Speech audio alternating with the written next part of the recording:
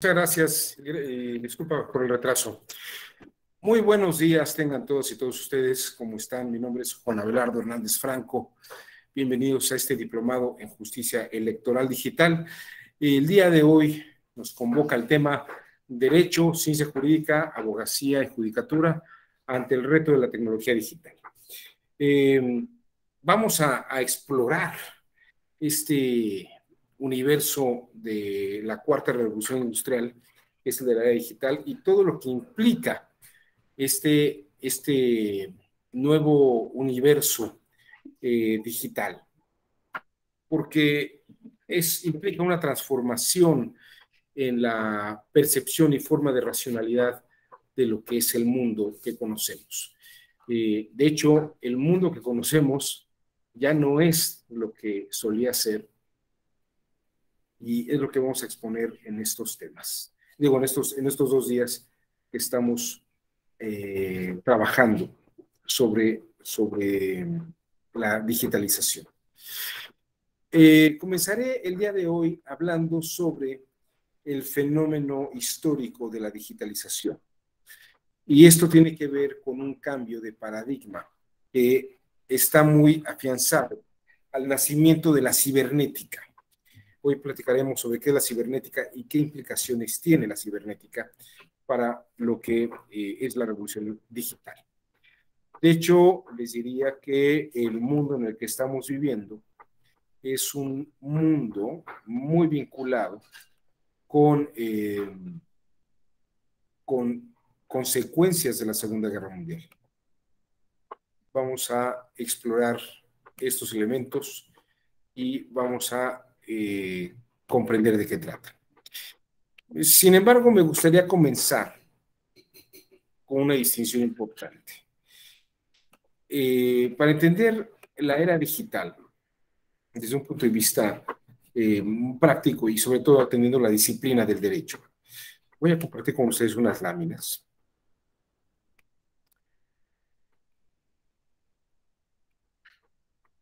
Quiero hacer una distinción entre lo que son la distinción entre los saberes disciplinarios, multidisciplinarios y transdisciplinarios. Por ejemplo, aquí tenemos saberes disciplinarios. Tenemos a la química, la física y la biología. Y podríamos tener un estudio de algo, de un saber, vinculado de algún modo con conocimientos relacionados. La multidisciplinaridad reúne el estudio de algo desde varios puntos de vista. Podemos estudiar un asunto desde la química, desde la física o desde la biología misma, cada uno por su lado y por separado. Y podríamos estar haciendo un estudio de un ser vivo, desde el estudio de la física, desde el estudio de la química o el estudio de la biología. Podemos analizar un ecosistema, ¿no? El estudio, por ejemplo, del cambio climático tiene que ver con la física, con la biología y con la química. Cada uno de estos saberes estaría analizando desde su punto de vista el factor de los cambios climáticos. Ahora bien, cuando hablamos de la interdisciplinariedad, estaríamos mezclando elementos o combinando estas disciplinas para trabajar conjuntamente. Por ejemplo, hablar de la electroquímica, combinaría la electricidad y la química, eso sería una visión interdisciplinaria, de las dos disciplinas trabajando conjuntamente. La fisicoquímica combina estos dos elementos de trabajo entre lo que es la física y la química, y la bioquímica pues combina la biología y los estudios de química. Esto es un ejemplo de interdisciplinariedad. Ahora, cuando hablamos de la transdisciplinariedad, vamos a hablar de una serie de formas nuevas de saberes. Vamos a hablar de cibernética, de pensamiento complejo y teoría de sistemas. Estos son ejemplos de transdisciplinariedad en los que los saberes transitan, de ahí viene transdisciplinariedad, transitan de una disciplina a otra. Y hay factores que están de un lado, pero pasan al otro y se van relacionando de tal modo que el pensamiento no queda unificado en un compartimento estanco de una disciplina. Una disciplina no es un compartimento estanco ya, sino que es una combinación de saberes. Entonces hay que distinguir esto entre lo que es las disciplinas, multidisciplinaridad, interdisciplinaridad, que es donde se combinan, y la transdisciplinaridad, que es donde transita una a otra, de una forma distinta. No sé si hasta aquí queda claro la diferencia entre los tres tipos de saberes. ¿Hay alguna duda? ¿No? ¿Se ve exactamente la diferencia entre una y otra? Bueno, muy bien. Ya una vez que hemos visto esto, vamos un poco más adelante.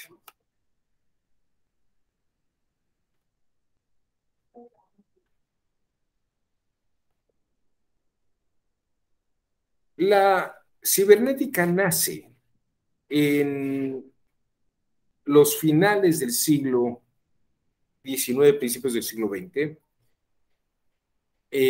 al estudiarse una situación específica que fue el nacimiento de las leyes de la termodinámica.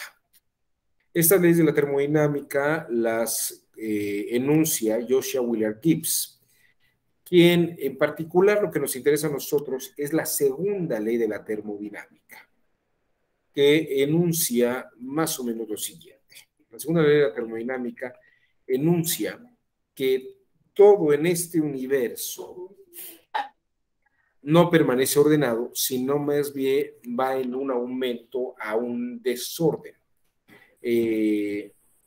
Se dirige a un universo menos ordenado.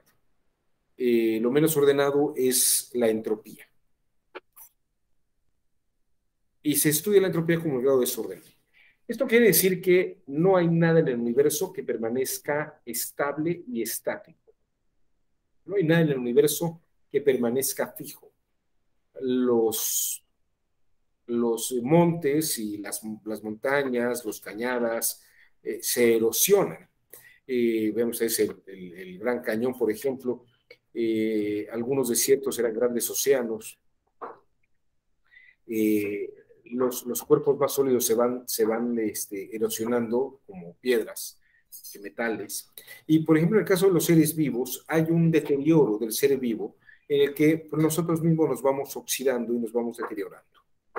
Esto es lo que genera la entropía. Bueno, más bien, la entropía describe el fenómeno de este universo físico en el que todo se va desordenando poco a poco. Eso es lo que dice la segunda ley de la termodinámica. Por ejemplo, bueno, ahora bien, en este universo que se está deteriorando, puede haber un fenómeno que es un fenómeno de tratar de mantener la estabilidad, de tratar de mantener el orden.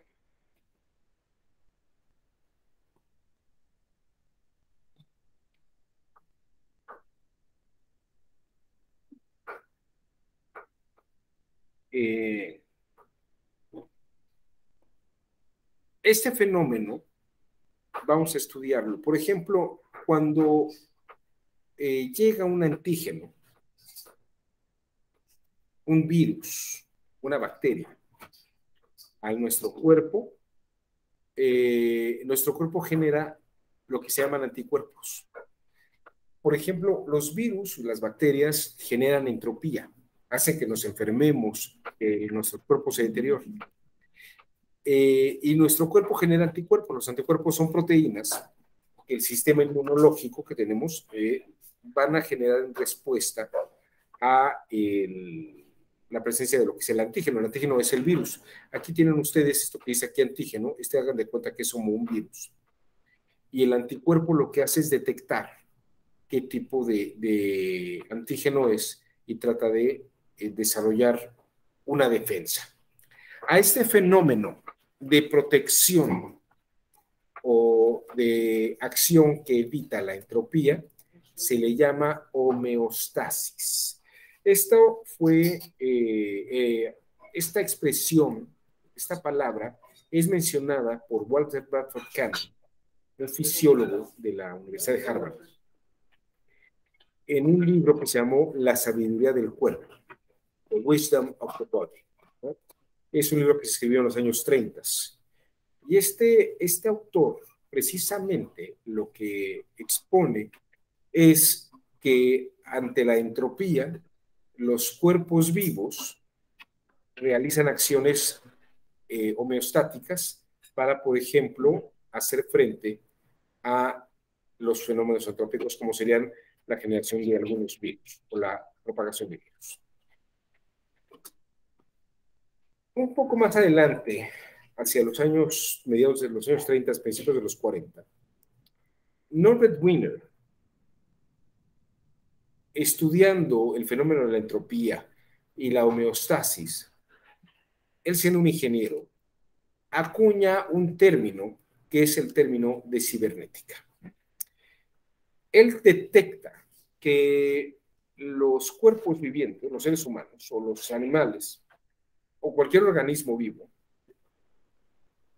ante un antígeno o ante un ser, ante un daño entrópico, que genera entropía, el cuerpo puede generar mecanismos homeostáticos, mecanismos de defensa, mecanismos de protección. Y esos mecanismos de protección están dirigidos por un sistema central, un órgano, por ejemplo, que en el caso de los seres vivos, que ya son reptiles, mamíferos o mamíferos como nosotros, el sistema nervioso, el cerebro, da órdenes al cuerpo para que se generen respuestas homeostáticas para evitar la entropía. A estas órdenes que sirven para evitar la entropía, Norbert Wiener les da el nombre de acciones cibernéticas, que su libro, Cibernética, enuncia como elementos que van a ser observados bajo una teoría del control y la comunicación, sea en la máquina o en el animal, porque él luego finalmente dirá que lo que pasa con un ser vivo, con un animal, le manda el cerebro información, el cuerpo le manda información al cerebro, el cuerpo le manda información al cerebro diciendo hay un fenómeno entrópico. El cerebro responde con una orden homeostática para que evite que se dé el fenómeno entrópico, y eso es el fenómeno cibernético, un fenómeno de comunicación para evitar la entropía y mantener la estabilidad homeostática, ¿no? Y lo mismo ocurre, por ejemplo, en una máquina. Es más fácil verlo en estos días donde, por ejemplo, tenemos antivirus, que una computadora detecta un factor que se ha introducido en el sistema y trata de evitar que ese factor sea entrópico y deteriore todo el sistema. Entonces tenemos lo que son los antivirus, como el Norton y cualquiera de estos otros antivirus que existen, que evitan que se den estos fenómenos entrópicos. Norbert Wiener es un ingeniero que diseñó los proyectiles teledirigidos. Aquí, por ejemplo, hay un esquema de lo que él desarrolló para precisamente elaborar los proyectiles teledirigidos. Por ejemplo, tenemos un aeroplano en la parte de arriba y tenemos un cañón en el que ve dónde está el avión y trata de tirar un cañonazo, una bala, para pegarle. Si no lo ve, si no le pega, ve en dónde se percibió el avión y a qué inclinación estaba el avión. Luego puede hacer otro tiro para ver a qué distancia está pegando el otro tiro. Y ya cuando tiene calculado dónde estaba y dónde va a estar, puede, con esa retroalimentación de información que tiene sobre los dos tiros que tiene, el cañón se instala en un punto donde sabremos cómo se va moviendo y en qué punto hay que disparar, en qué momento y a qué distancia, con qué inclinación, para que le pegue al proyectil. Esta retroalimentación luego se colocará en proyectiles que volando hacen esa retroalimentación misma ya sobre el aire.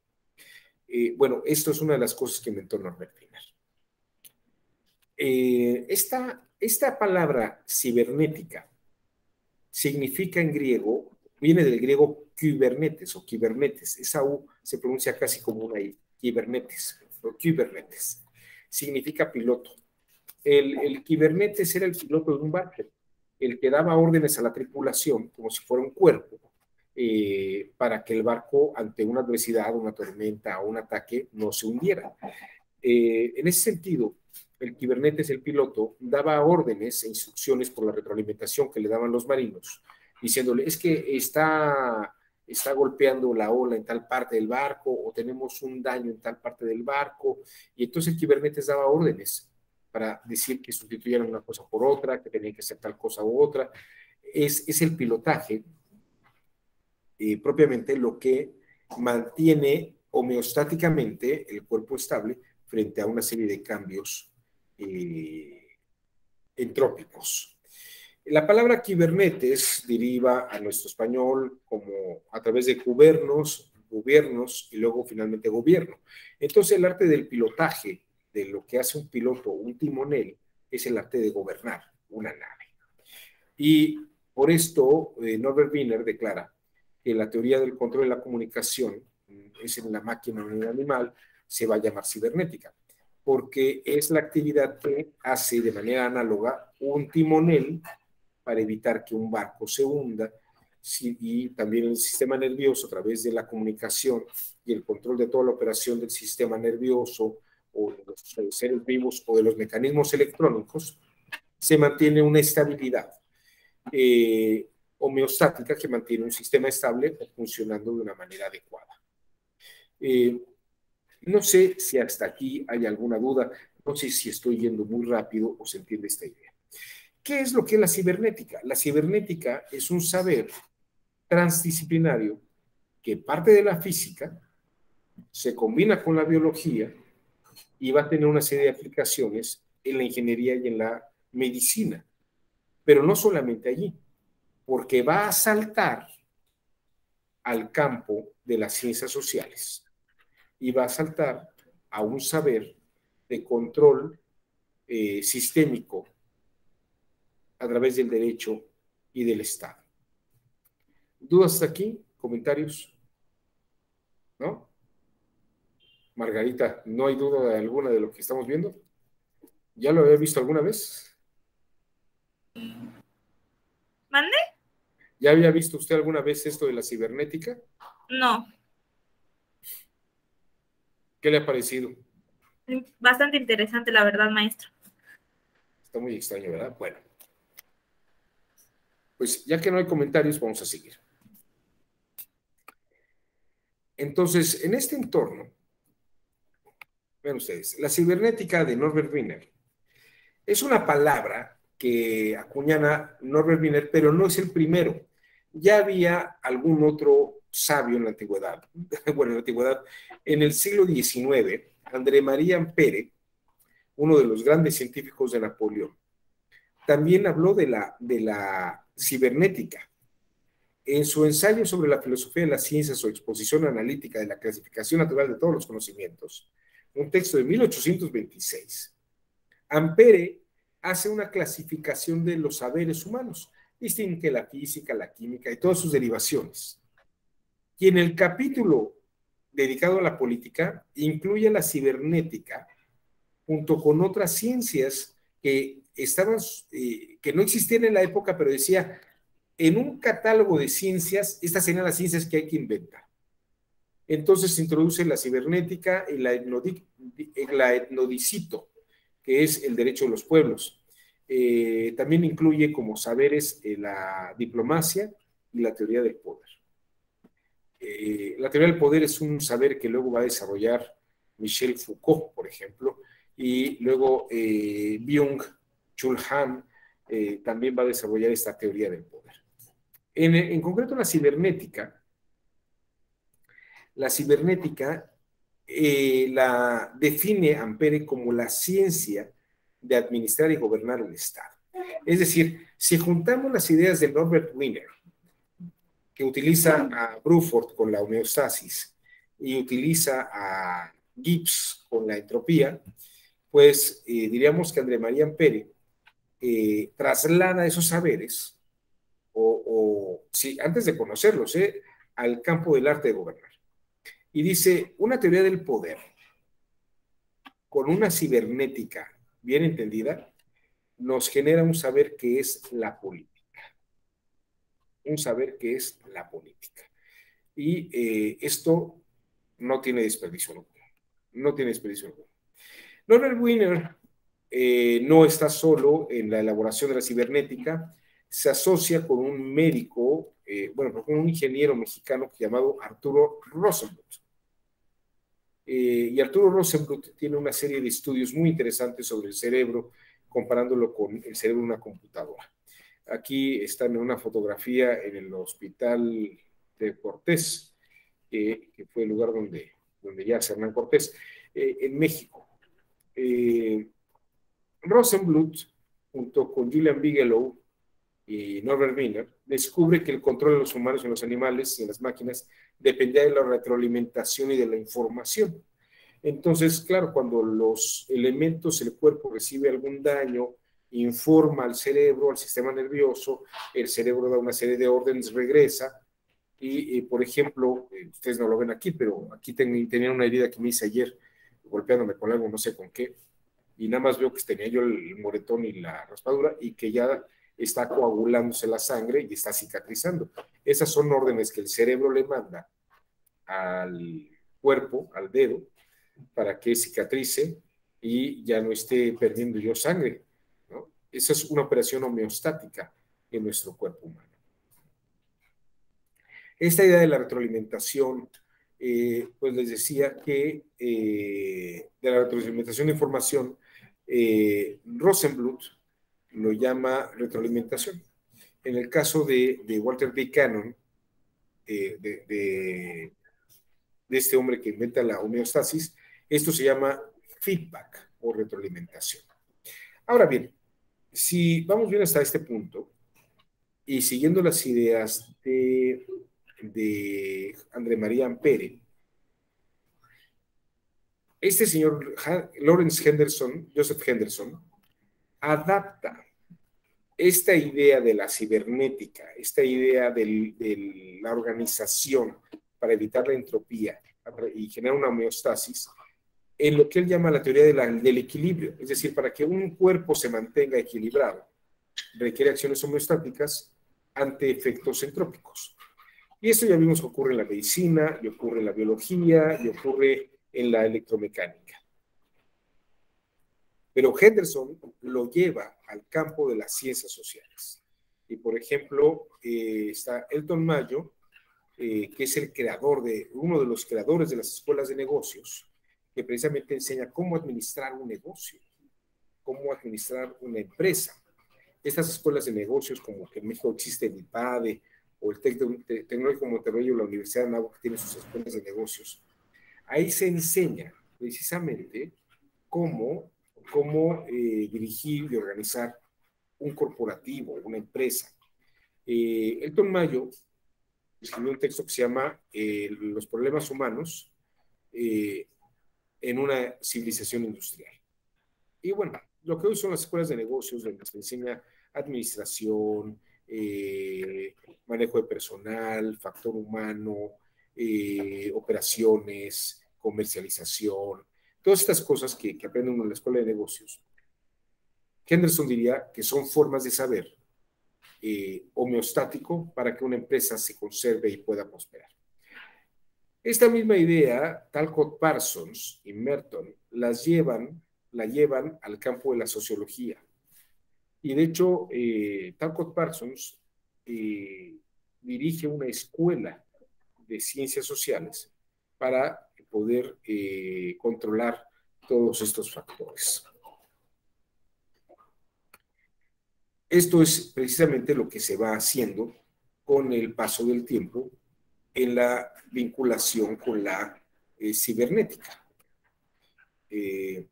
No sé si hasta este punto hay dudas o comentarios.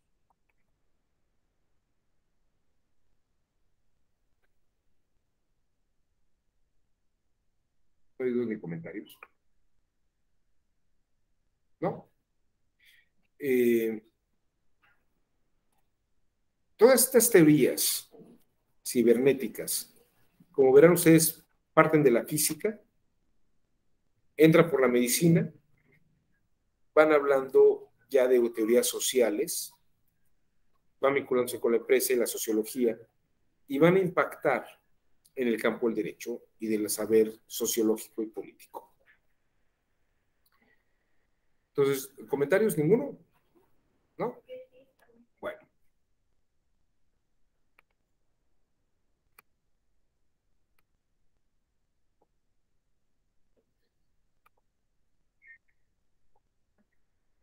Talcott Parsons tiene dos discípulos muy importantes. Dos personas que trabajan con él y toman estas ideas.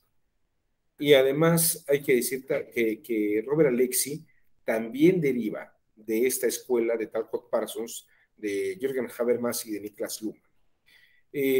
Por este lado, Jürgen Habermas, miembro de la escuela de Frankfurt, y por el otro lado, Niklas Luhmann, que es un autor que van a manejar, bueno, Jürgen Habermas es famoso por su teoría de la acción comunicativa, y Niklas Luhmann va a manejar la teoría de sistemas, considerando que una sociedad y un entorno metropolitano, una ciudad, es un sistema, es una contingencia, es un ambiente, es un medio ambiente en el que el sistema sociopolítico, jurídico, administrativo se va moviendo y se va adaptando. Y también el entorno internacional va generando estos movimientos. Vamos a ver un breve fragmento de una entrevista a Niklas Luhmann, donde se explican estas ideas. Aquí incluso están Luhmann y Habermas en la Universidad de Harvard en 1960, donde coinciden como asistentes de Talcott Parsons. Antes de ver esta siguiente entrevista, quiero decirles que lo que ellos van a analizar como sistemas, este señor que se llama Carl Ludwig von Bertalanffy, que era un biólogo filósofo, va a describir como que las operaciones comunicativas, las acciones comunicativas dentro de una estructura es un análisis propiamente de cómo funciona, y esto es lo que se llama teoría general de sistemas. Por ejemplo, tenemos el aparato digestivo, donde está el esófago, la boca, el esófago, el estómago, los intestinos, y esa es la estructura. Pero toda la operación realizada es una operación sistemática. Entonces la teoría general de sistemas analiza eso. En el caso del aparato respiratorio tenemos la estructura que es nariz, tráquea, lo que son los pulmones. Esa es una estructura del aparato respiratorio, y en esa estructura del aparato respiratorio tenemos un sistema operativo, que es la inhalación, la limpieza de los pulmones, la operación de los alvéolos, y cómo esa oxigenación va limpiando a su vez la sangre y se conecta con el aparato circulatorio, y hay toda una operación sistémica entre estas dos estructuras que existen en el cuerpo humano. Bueno, eso mismo ocurre en una estructura social. Hay estructuras y operan sistémicamente el derecho, la administración pública, la economía, la educación, los factores culturales. Todo esto va generando toda una operación sistémica. Y esto es lo que estudia Niklas Luhmann. Como verán ustedes, la cibernética parte de la física, pasa por la biología, entramos en una teoría general de sistemas operativos, y en lo que es el campo de la política se vincula seriamente con lo que es finalmente toda la teoría sistémica de un cuerpo biológico, un cuerpo electrónico, a un cuerpo social.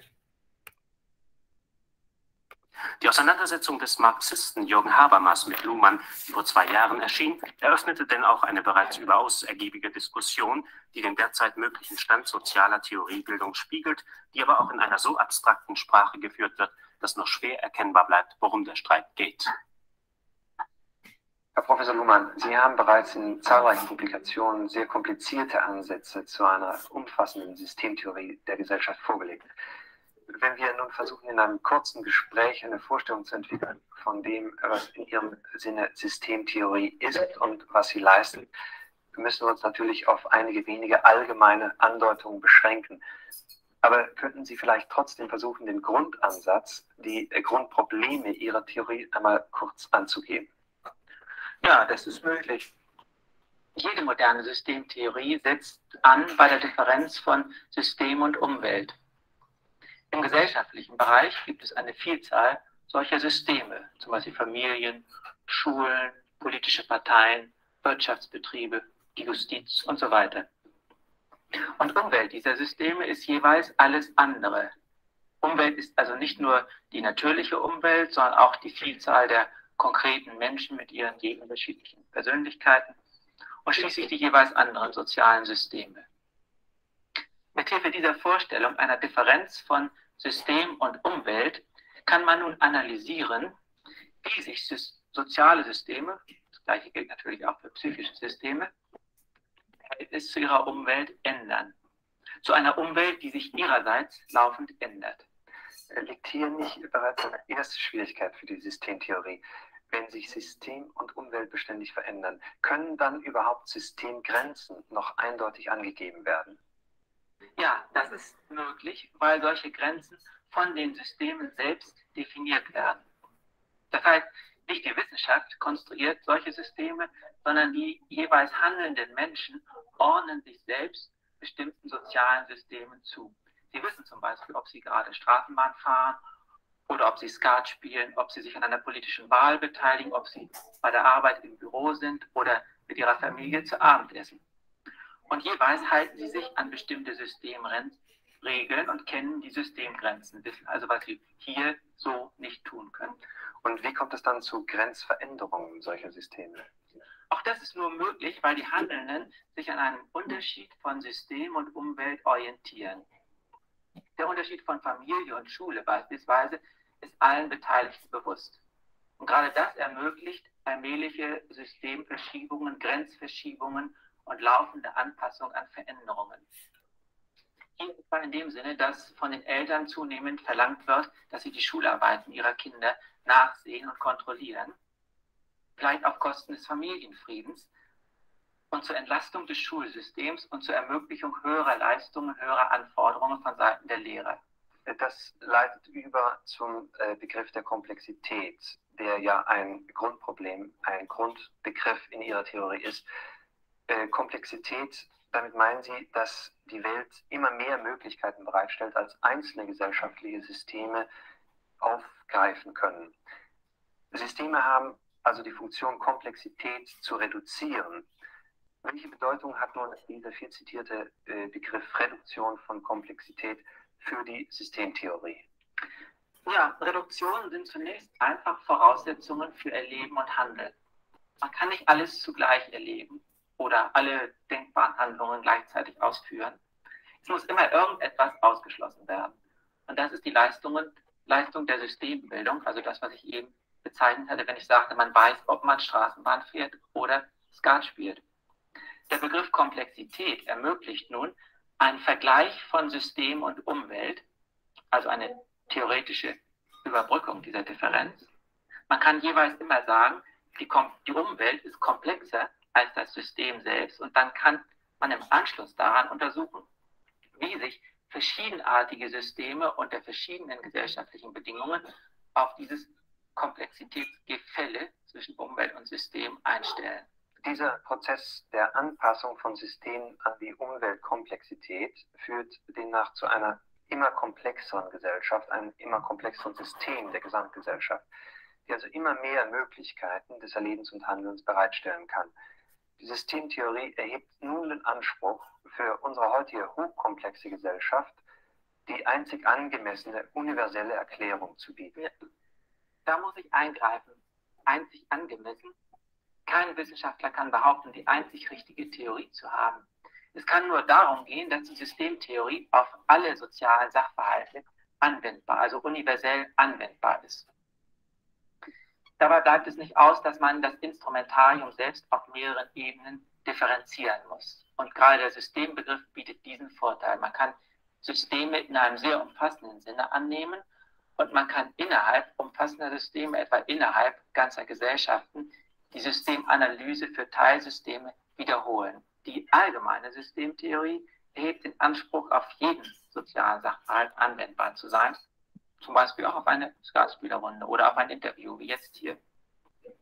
Die Anwendung auf das umfassende System der Gesellschaft, das alle zwischenmenschlichen Beziehungen einbezieht, ist ein Sonderfall, der dann besondere analytische Instrumente erfordert. Freilich der wichtigste Sonderfall und geradezu der Testfall der universellen Anwendbarkeit der Systemtheorie, denn je komplexer der Sachverhalt, desto schwieriger die theoretische Analyse. Welche sind nun im Rahmen der Systemtheorie die typischen Merkmale für moderne Gesellschaftssysteme?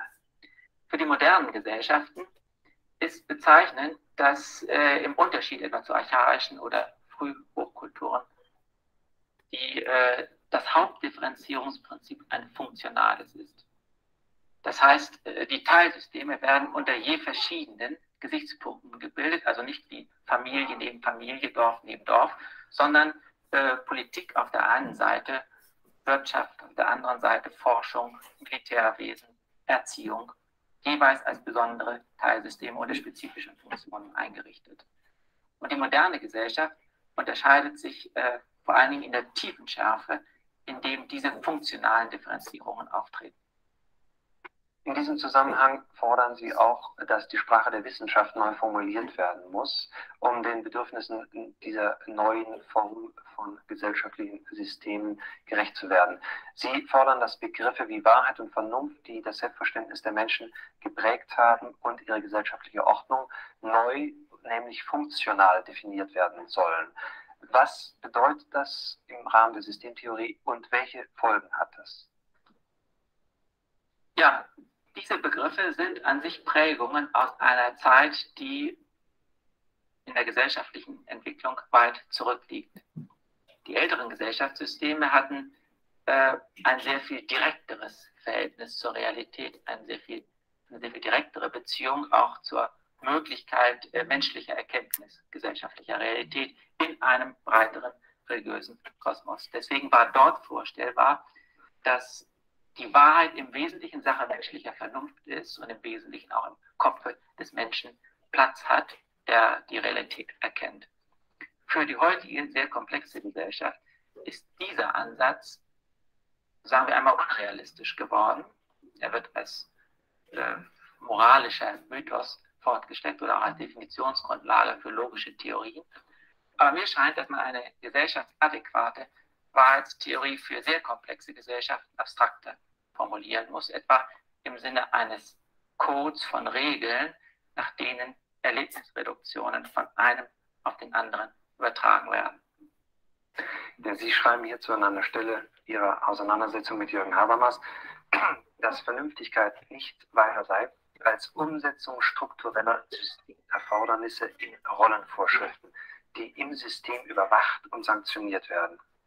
Bedeutet das nicht doch, wie Ihre Kritiker es formuliert haben, dass die Systemtheorie damit darauf verzichtet, Maßstäbe anzugeben für die Vernunft oder Unvernunft einer gesellschaftlichen Ordnung, dass sie darauf verzichtet zu beurteilen, ob und wem ein gesellschaftliches System nützt oder schadet, ob es also, sagen wir, demokratisch oder faschistisch ist, weil die Systemtheorie für solche Wertungen über Systeme keinen eindeutigen Standpunkt bezieht. Wenn sie also alles unter dem Gesichtspunkt analysiert, wie ein System stabilisiert und funktionsfähig bleiben kann, dann ließe sich auch politischer Terror oder Mord aus dieser Perspektive noch rechtfertigen. Ich glaube, die Kritik, die Sie treffend wiedergeben, ist zu pauschal. Man muss zweierlei unterscheiden. Zunächst einmal ist es richtig, dass die Systemtheorie nicht von vorgegebenen, natürlich oder moralisch absolut vorgegebenen externen Größen, Instanzen oder Kriterien ausgeht. sondern annimmt, dass alle Maßstäbe der Beurteilung des Handelns in der Gesellschaft selbst formuliert werden und gleichsam als Abstraktion an ihren eigenen Himmel geschrieben werden, also sich auch mit der gesellschaftlichen Entwicklung ändern. Man erreicht größere Tiefenschärfe und größere Differenziertheit der Analyse, wenn man nicht nur an absoluten Maßstäben misst, sondern prüft, welche Konsequenzen Extremwerte in Richtung Terror, also in Richtung einer bestimmten politischen Seite des Systems, in Bezug auf andere haben, also etwa in Bezug auf Kapitalsammlung, in Bezug auf Sozialisation für zivilisiertes Verhalten, in Bezug auf Rechtsinstrumente und so weiter. Bueno, esto puede extenderse, lo dejé allí, me parece que es muy interesante esta entrevista, porque que de hecho creo que es la única entrevista que se tiene de Niklas Luhmann, donde expone de una manera muy extensa, pero si se revisara puntualmente, veríamos que por un lado está la contingencia, todo el ambiente, el medio ambiente en el que uno vive, y si ustedes se dan cuenta, lo que son los factores religiosos, políticos, económicos, jurídicos, familiares, todos estos factores son sistemas que operan de una manera ecosistémica, en conjunto, en un ambiente.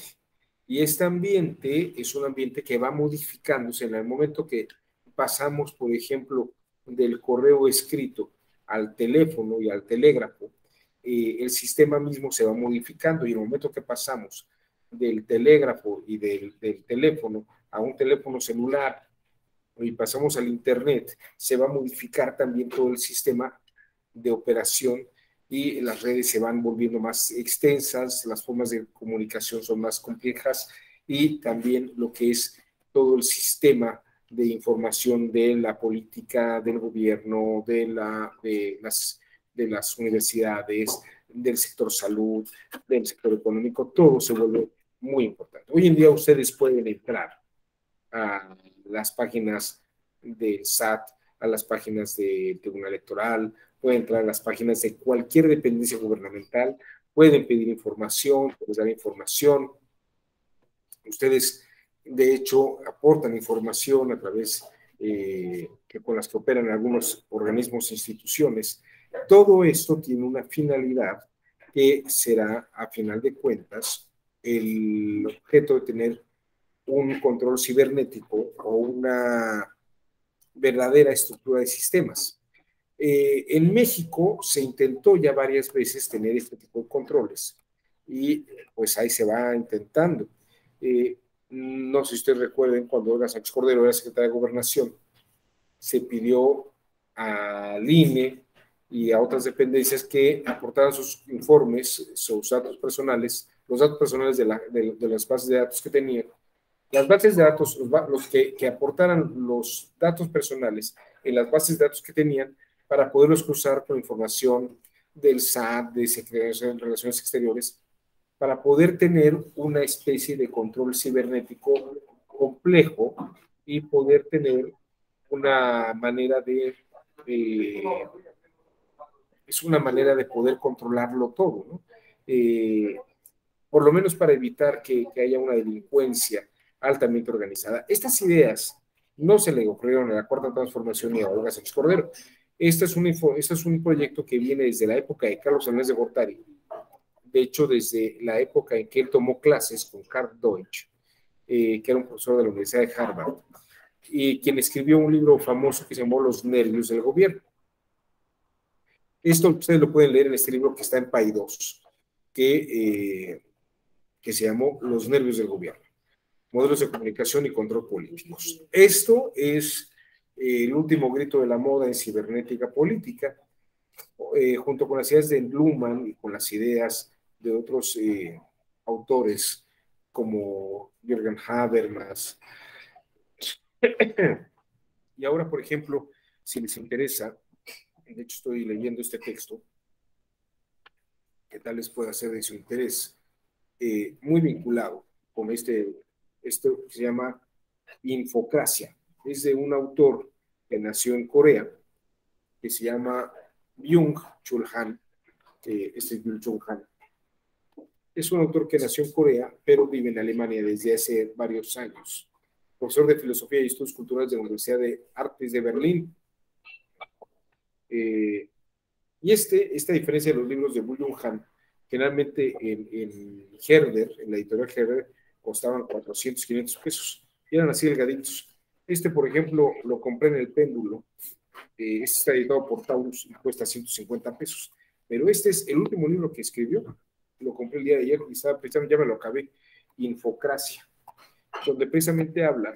Él es un continuador contemporáneo de las teorías de Foucault, de las teorías de Niklas Luhmann, de las teorías de Talcott Parsons, y precisamente explica cómo en esta era digital del Internet, de las redes sociales, entramos en otra forma de estructura cibernética de poder, de administración, y obviamente a través de esta obra se puede entender cómo funciona la homeostática y cuáles son los factores entrópicos que operan.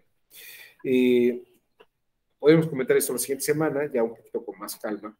Les daré, voy a rehacer mi clase de la próxima sesión. Me parece que es el lunes. Y ahí vamos a hablar sobre estos factores contemporáneos. Este es un texto que les digo que está recién salido del horno y sigue en esta línea de la estructuración de la cibernética y de la era digital. El escrito se escribió en el 21, el año pasado, es un libro de la pandemia y va muy en este orden. Preguntas o comentarios hasta este punto, no sé si voy muy rápido o se ha entendido todo hasta acá.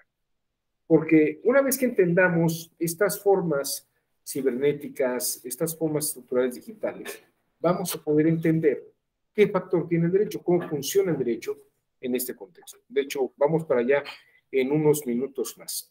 Si no hay dudas o comentarios, si les parece, hagamos un pequeño receso de 10 minutos y regresamos. ¿Les parece? Muchas gracias.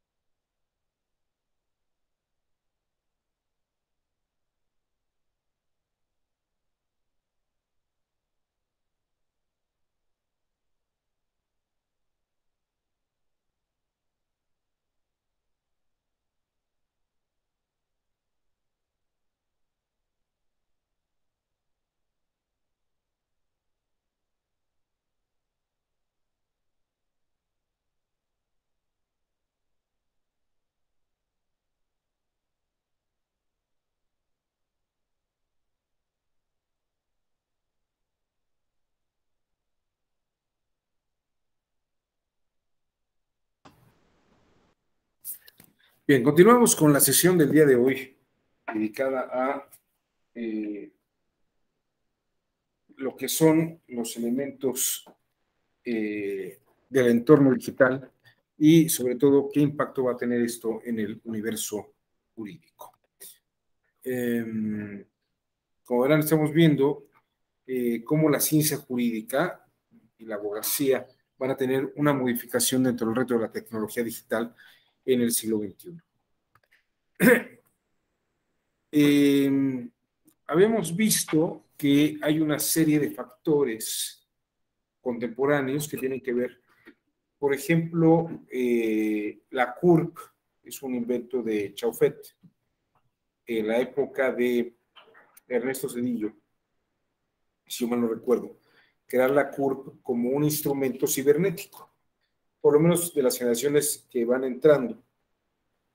Se sabe exactamente a quién se está registrando y esta CURP va a relacionarse con la credencial del INE y con el RFC, de tal forma que se puede ir llevando un control con el orden cibernético. Yo les pido una disculpa si de pronto mi garganta está cerrando. Me tomé ya un antihistamínico, pero por la polinización y por la contaminación que hay, se me está cerrando un poco la garganta. Entonces voy a tratar de continuar hasta donde pueda el día de hoy. Pero esto es lo que me está costando un poquito de trabajo ahorita, por eso pedí el receso. Pero yo creo que unos 20 minutos más si puedo hablar sin ningún problema. Bueno, estamos hablando de Carl Deutsch. Esta influencia de la teoría de sistemas se combina con teorías como la de Wilfredo Pareto y combinaciones con la de Henderson, Parsons, teorías económicas como la de Schumpeter, sociológicas como las de Homans, Curtis, Elton Mayo en la empresa y otra gama de autores que al final de cuentas se van generando en lo que es la nueva escuela de ciencias sociales. Por ejemplo, los juicios en línea que se van a implementar en el año 2009 en el Tribunal de Justicia Administrativa van a ser un reflejo de la aplicación de este tipo de sistemas en el campo jurídico. Es un sistema, el proceso jurisdiccional es un sistema, y de hecho los juicios en línea son forma de operar este sistema. Para que tengan ustedes una idea de cómo se mueve todo esto en el campo del comportamiento social, las nuevas contingencias, los nuevos ambientes digitales van a generar ciertas formas de conducción de los individuos. Aquí, de hecho, tienen a Walter Buchanan, el creador de la homeostática y de la retroalimentación y el orden del equilibrio, junto con Iván Pavlov, el famoso psicólogo conductista, que probó cómo un perro puede ser condicionado a salivar al tono de una campana. Actualmente, podemos decir que no existe un único sistema para hacerlo todo, sino que la transdisciplinariedad lo que nos muestra es que de una ciencia a otra pueden compartirse elementos, pueden darse conocimientos. La cibernética reúne un conjunto de saberes multi, inter y transdisciplinarios para poder operar sistémicamente de una manera adecuada o tratar de operar resultados efectivos. Aquí les quiero presentar un pequeño fragmento de una película que se llama Talentos Ocultos, donde vemos cómo para realizar algo que hay que hacer, un solo sistema sería insuficiente. Aquí en esta película, estas personas están queriendo mandar a John Glenn a la Luna. Es el primer astronauta norteamericano que es, al espacio, es el primer astronauta norteamericano que va a estar en órbita. Los norteamericanos quieren alcanzar a los soviéticos que ya en esta época han enviado a Yuri Gagarin al espacio. Y se tiene una una serie de fórmulas matemáticas para poder sacar a John Glenn de la Tierra y que gire alrededor de la Tierra. Lo que no se tenía descubierto son esas otras fórmulas para hacer que John Glenn regrese a la Tierra. Esa otra forma de sistema. Y vean cómo solucionan el problema estas personas. Sí,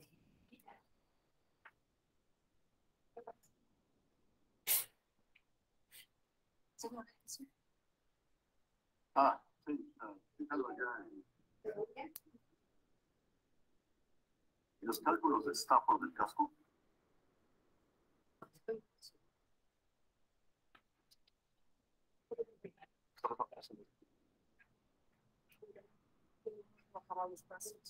Exacto.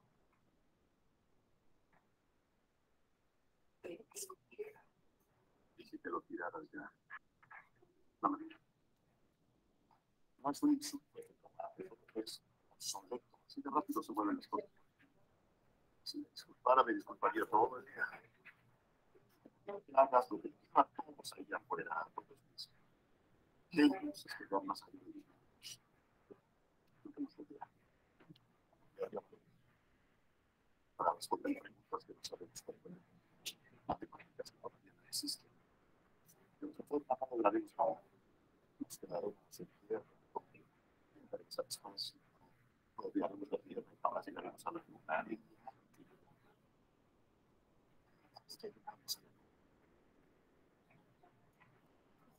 Redstone aceptó bien, pero una cápsula no alcanzó la velocidad para entrar en órbita, así que cayó. En esencia, un triángulo, Tierra, su órbita, Tierra. Ya conocemos los datos. Eso llegó a Shepard, llevó eso, pero no llevará a alguien. Ahora, el cohete Atlas puede hacerlo entrar en órbita. Subirá y la cápsula entrará en una órbita elíptica. La gravedad seguirá atrayéndola, pero irá tan rápido que no caerá a la Tierra. Se quedará en órbita. Ahora, hacerla regresar es lo que no sabemos cómo.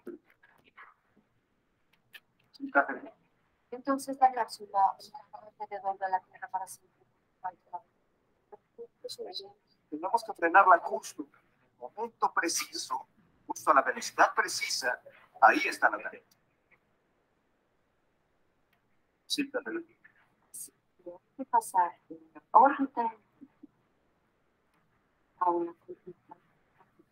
sí. De eso es lo que hay que lograr. Ahora, este punto es crucial. Si no entras antes de tiempo, tarde la terminas. Exacto. Si tardamos demasiado, escapará de la gravedad de la Tierra. Cualquier cambio en la masa, peso, velocidad, tiempo, distancia, fricción o una rotación alteraría toda la masa. Y todo habría que calcularse. Sí. Ahora, entonces necesitamos poder elegir este punto donde ingreso. Y esta ventana de aquí debe ser exacta.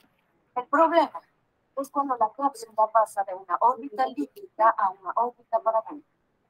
No hay fórmula matemática. Podemos calcular el lanzamiento y el aterrizaje, pero sin esta conversión, la cápsula se queda en órbita, no regresará. Tal vez no estamos atacando. ¿Por qué, señor? Tal vez no sea una oportunidad. Con algo que se asemeja. Las pequeñas. Caballeros,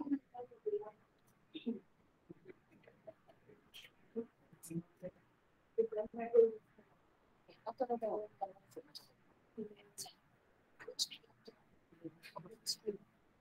Funciona mágica.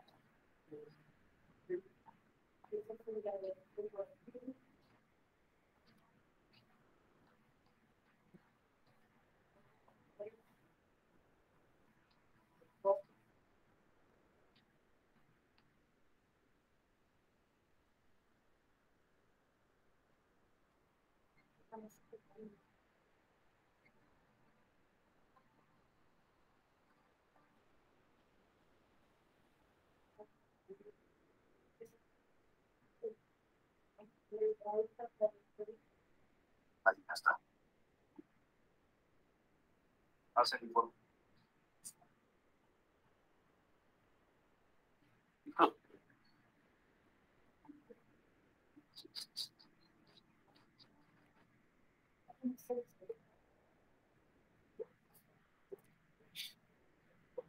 Ahí tienen un ejemplo de cómo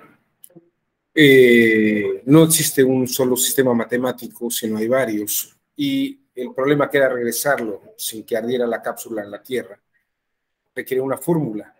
Existía esa fórmula, pero no la tenían presente porque era una matemática antigua. Sin embargo, funcionaba. Y así fue como un sistema moderno matemático con un sistema anterior matemático se fusionaron y operaron conjuntamente. En 1943 hubo una reunión en Princeton con neurofisiólogos, ingenieros y humanistas, y esta reunión consolida la cibernética como una ciencia que se integra e integradora de muchos otros saberes. 1943 es el año en que todavía estamos en la Segunda Guerra Mundial. Es un saber que es producto de la Segunda Guerra Mundial. Y después de la Segunda Guerra Mundial, hemos estado viviendo la evolución de los saberes dentro del entorno cibernético. Piensen ustedes que en 1969 se inaugura la era contemporánea con el arribo de la nave Apolo 11 a la Luna. El mundo entero puede ver en transmisión directa el arribo del hombre a la Luna, y a partir de ese 20 de julio de 1969 va a desarrollarse toda la infraestructura que va a dar lugar a la era contemporánea. En ese momento está la tercera revolución industrial, que es una revolución de los medios de comunicación. Sin embargo, en 1994 va a consolidarse este aparato. Es un teléfono celular. El teléfono celular es el invento más grande después de la escritura, según algunos expertos. Y con él se inaugura lo que es el mundo de la información, el mundo digitalizado, donde todos tenemos en un solo aparato acceso a mayor información que la que tuvieron estos investigadores e ingenieros que mandaron al hombre a la Luna. Tenemos en este aparato acceso a más información y datos que los que tuvo nunca jamás Napoleón Bonaparte, Adolfo Hitler, el rey Tutankamón, Julio César. Este aparato es un aparato extraordinario porque nos vincula a un universo digital que tiene una serie de implicaciones. Y el mundo jurídico va a vincularse en ese universo digital en una estructura cibernética mucho más compleja.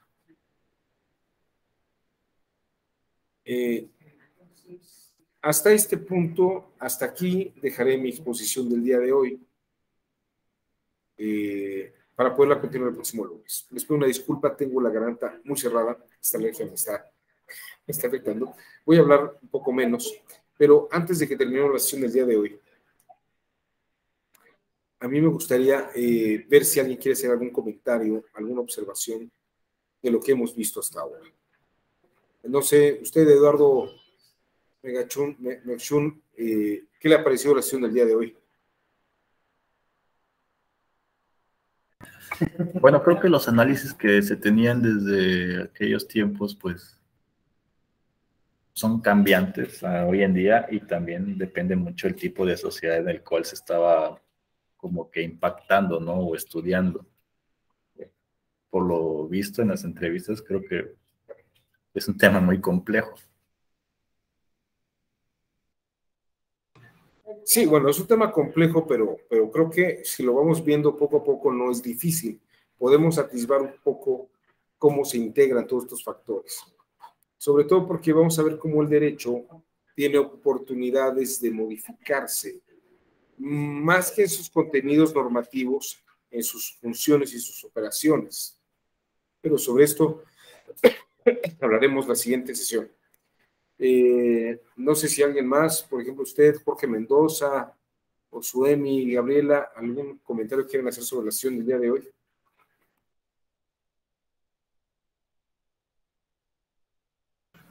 Ninguno. Bueno, no lo escuché, Suemi, porque creo que está moviendo la boca, pero no lo escucho.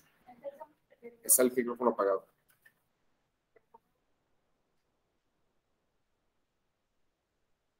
Bueno, perdón, sí. pero es que estaba bajo mi pila, pero Sí, bueno, creo que es un tema muy interesante y que en un momento dado más actual, lo que vivimos con la pandemia, pues sí nos podría servir. Y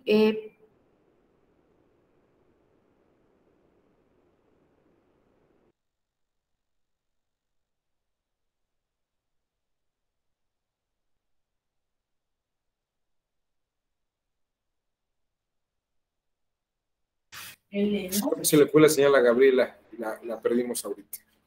Bueno, no sé, Pamela Ortega, Lucy Mejía, para Los Ángeles Arreguín, ¿algún comentario antes de irnos? ¿No? Bueno, me disculpo porque les digo, esta alergia me ha impedido, me tomé ya el antihistamínico, una cosa que se llama Alegra, pero más o menos me ha permitido fluir en la nariz, pero sí me ha cerrado la garganta. Si no tienen ustedes inconveniente, lo dejaremos aquí y retomamos el próximo lunes esta sesión. Muchísimas gracias, que tengan buen fin de semana.